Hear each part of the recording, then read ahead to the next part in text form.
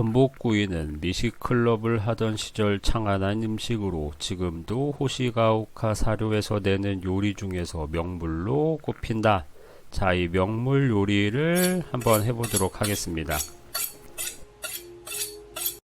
자, 이 요리는 무타현 미식가라는 책에서 찾았습니다. 무타현 미식가는 기타오지 로산진이라는 사람이 쓴 글을 모은 책이에요. 기타오지 로산진 같은 경우는 우리나라에선 그렇게 유명하지 않은데요.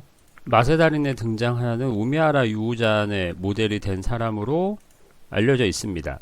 예, 맛의 달인은 저의 요리 선생님이기도 하죠. 그래서 이 책에 나온 레시피를 그대로 따라 해볼 건데요. 전복을 껍데기에서 분리해서 소금으로 씻은 다음에 무즙을 올려서 쪄보도록 하겠습니다. 찌는 시간은 25분 정도라고 합니다.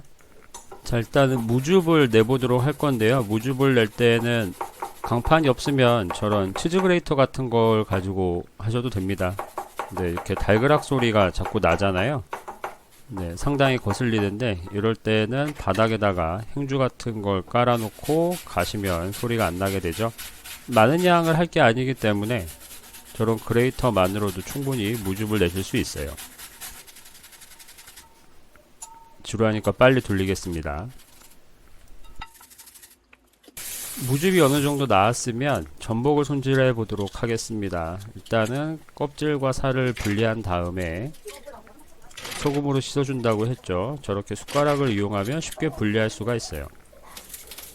저는 껍질을 떼지 않은 상태에서 소를 이용해서 씻어주는 게 일반적이었는데 이때는 소금을 썼나 봅니다. 소금도 써서 닦아보고 소를 써서 닦아보고 느낀 점은 소금이 아무래도 구석구석 조금 더 잘 닦이는 것 같았습니다. 왜냐하면 일단은 껍질을 분리했고 소금의 입자가 솔보다는 여기저기 달라붙기 때문인 것 같아요. 자, 이제 깨끗하게 세척을 했으니까 쪄봐야겠죠. 자, 이렇게 껍질채로 올리고 그 위에 무즙을 올려서 쪄보도록 하겠습니다. 기존에 했던 전복전 같은 경우에는 얇게 썬 물을 올리는데 무즙을 올리는 게 더 효과가 좋을 것 같다는 생각은 듭니다. 자, 이렇게 해서 초시계까지 동원해서 영감님이 시킨 대로 25분 쪄보도록 하겠습니다. 네, 25분 뒤에 만나요. A few moments later. 3, 2, 1, 땡 했기 때문에 이제 열어보도록 하겠습니다. 네, 휴대폰이 알람을 울리고 있네요. 이렇게 쪄둔 전복은 일단 식혀두라고 했습니다. 찍어 먹을 소스를 만들기 위해서는 일단은 막국물, 아마 갓소부시 다시를 얘기하는 것 같습니다. 그래서 갓소부시 다시를 만들어 볼 거예요. 이거는 그냥 제 기준입니다만은 다시마랑 갓소부시를 더 많이 넣으면 더 진한 국물을 만들 수가 있어요. 예전에 한번 어떤 분이 갓소 다시를 어떻게 내느냐 여쭤본 적이 있는데 이번 기회에 알려드리면 좋을 것 같습니다. 이거는 요리사마다 다른 것 같기는 한데요. 일단 저 같은 경우에는 찬물에 다시마를 넣는 것으로 시작을 합니다. 찬물에 다시마를 넣고 아주 약한 불을 켜줘요.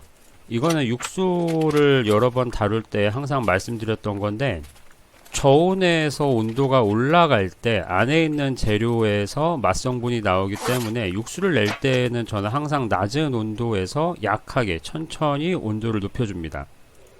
자, 그런데 다시마 같은 경우에는 너무 높은 온도에서 오래 익히게 되면 다시마에 들어있는 쓴맛을 내는 성분도 나오고 끈끈해지기 때문에 너무 뜨겁지 않은 온도까지 끓여주는 게 맛있는 다시마 국물을 만드는 게 중요한 포인트 같아요.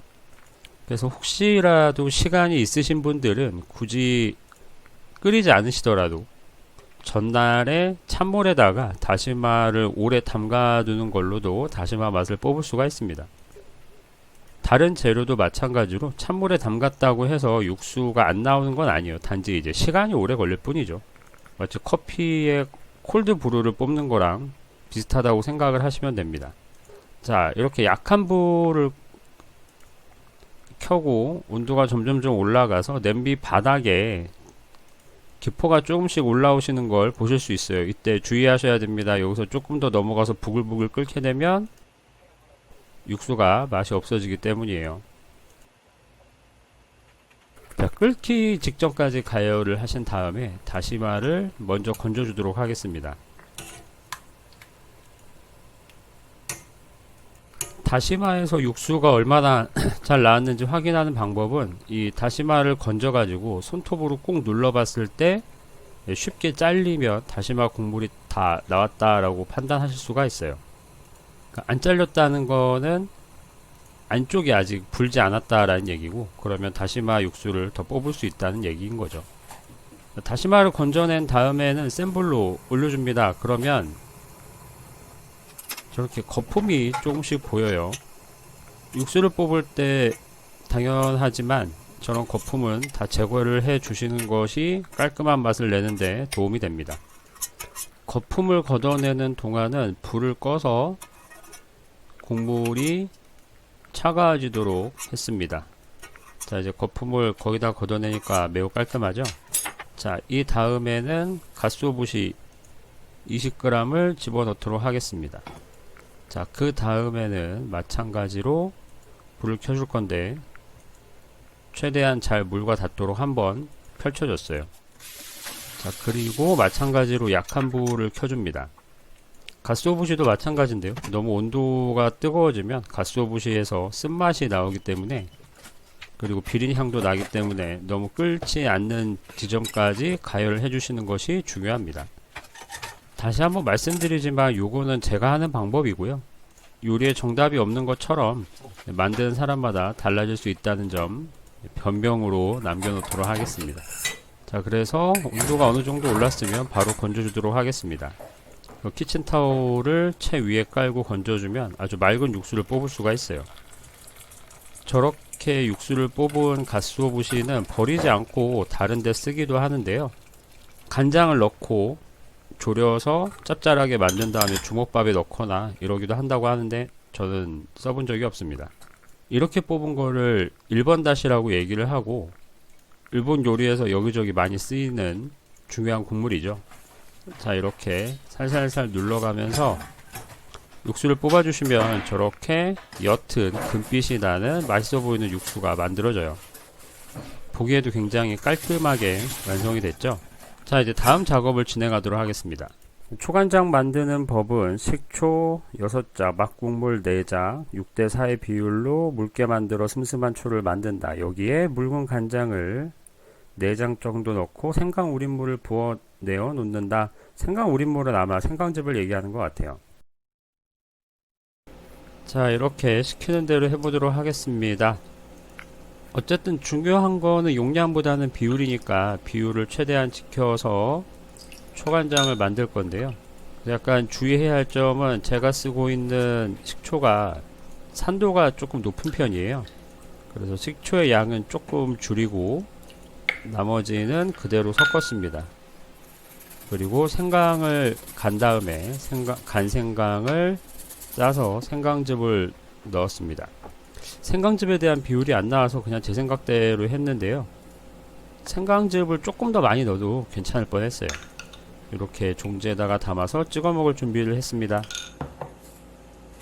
다 쪘으면 충분히 식혀서 원래 전복 모양 그대로 얇게 썬다. 그리고 두릅과 우유를 2치 정도로 잘라서 채쳐서 전복살 밑에 깐다. 내장은 따로 빼내서 통썰기를 잘라서 곁들인다. 고명으로 푸른 차조기를 잘게 다져 곁들이는 것도 운치 있고 보기 좋다. 그리고 그것들을 원래 있던 전복 껍질 속으로 돌려놓는다. 식재료가 비록 한번 사람 손으로 조리되었지만 그것이 살아있던 때의 모습을 밥상 위에 그대로 재현하겠다는 마음으로 담아야 한다. 뭔가 굉장히 까다로운 느낌이 나죠. 그래서 영감님이 시키는 대로 6cm 정도로 오이를 채 썰기를 해보도록 하겠습니다. 채를 썰라고 했으니까 최대한 얇게 썰어야 될 것 같아요. 그래서 6cm 길이로 자른 오이를 최대한 얇게 돌려 깎고 있습니다. 책을 읽고 요리를 하려니까 제대로 하지 않으면 왠지 호통을 칠 것 같은 그런 느낌이 들더라고요. 그래서 최대한 정성을 다해서 얇게 썰어줬습니다. 그 다음에는 이제 채 썰기를 해야겠죠. 이 책에서는 두릅도 쓰라고 얘기를 했는데요. 일단은 이때는 두릅이 안 나오던 때라서 두릅은 안 썼어요. 근데 두릅을 일반적으로 채를 썰어서 먹는 경우가 없는데 일본에서는 채를 썰어서 먹는 경우가 있는 건지 혹은 번역하는 과정에서 야채 이름이 달라진 건지는 모르겠습니다. 자, 어쨌든 최대한 얇게 채를 썰어 놓고요. 이렇게 얇게 썬 오이채는 이제 전복 껍질 속에다가 넣어 주겠습니다. 정작 얼마나 넣으라고 얘기가 안 나와가지고 그냥 적당히 감으로 넣었는데 굳이 넣어야 하나 싶기도 하고요. 자, 그 다음에는 전복 내장을 통썰기를 할 건데요. 내장에 붙어있는 맛이 없는 부분은 잘라내주고 저 간만 남겼습니다. 그래서 한입 사이즈로 잘라 놓고요. 그 다음에 전복을 썰 건데요. 얇게 썰라고 해서 얇게 썰고 있습니다. 그런데 전복은 표면이 매끈하기 때문에 그냥 썰기보다는 저렇게 칼을 천천히 흔들면서 썰어서 물결 무늬를 주면 젓가락으로 집기도 편하고 뭔가 찍어 먹을 때에도 잘 먹기 때문에 귀찮더라도 저렇게 얇게 칼을 흔들면서 썰어줬어요. 자, 그 다음에 마치 살아있던 것처럼 연출해야 된다고 하니까 최대한 정성스럽게 담아줬고요. 그 다음에 푸른 차조기 잎을 잘게 다져서 곁들이면 좋다고 얘기를 했는데 저는 다지는 것보다는 그냥 채를 썰어서 올리는 게 어떨까 하는 생각이 들었습니다. 이 부분에서 시키는 대로 하지 않은 이유는 차조기를 다졌을 때는 향이 조금 더 강해져서 차조기에 조금은 덜 익숙한 한국 사람 입장에서는 부담스럽지 않을까라는 생각이 들었기 때문이요. 저렇게 채 썰어서 가운데 예쁘게 올려줬습니다. 상쾌한 바람이 부는 초여름 날씨에 딱 맞아서 정말 기분 좋고 입에 착 감기는 음식이다. 가정에서 술안주로도 좋고 또 술안주가 아니더라도 여성이나 아이들 입맛에도 잘 맞는 음식이기 때문에 추천하고 싶다. 먹어보겠습니다. 술안주로 좋다고 했으니까요. 과연 술안주로 좋은지 술도 이렇게 준비를 하고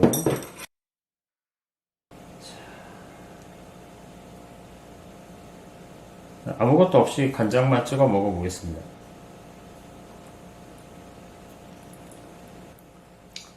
(25분밖에) 안 쪘는데 단단하지는 않아요. 적당히 감칠맛도 있고 그냥 너무 오래 찌지 않는 것도 괜찮네요. 그리고 이 간장 소스가 생각보다 괜찮아요.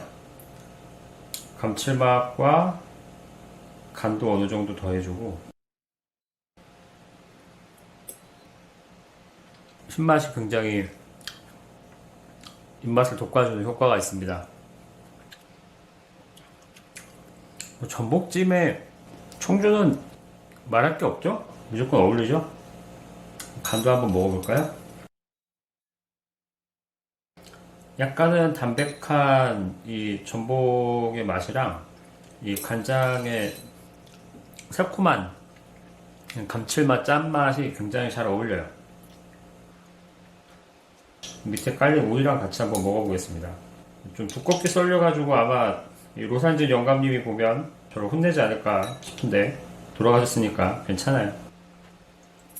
냠냠냠. 전복을 쪄보신 분들이라면 익히 예상할 만한 맛이에요. 전복찜이랑 크게 다르지 않습니다. 뭐 당연하죠. 전복을 쪘으니까. 이런 곁들임이나 소스류는 한번 해보시면 좋을 것 같아요. 전적으로 생강향이 조금 더 셌으면 좋을 것 같기도 하고요. 이 소스가 맛있어서 뭔가를 곁들이면 좋을까 고민을 하게 되네요. 특히 간이랑 찍어 먹었을 때 시너지가 훨씬 좋아요. 전복살은 아무래도 담백한 맛이 있다 보니까 좀 전복의 맛이 그렇게 확실하게 느껴지진 않는데 전복의 간은 아무래도 뭐 비릿하다고 해야 할지 좀 고소하다고 해야 할지 그런 향이 강하잖아요. 그런 향과 굉장히 잘 어울리는 소스인 것 같습니다. 이 간장 소스 별로 어렵지 않은데 요걸 한번 해보시면 더 맛있게 드실 수 있을 것 같아요. 자, 다음에도 더 재미있고 유익한 요리 영상으로 찾아뵙도록 하겠습니다. 안녕히 계세요. 쏙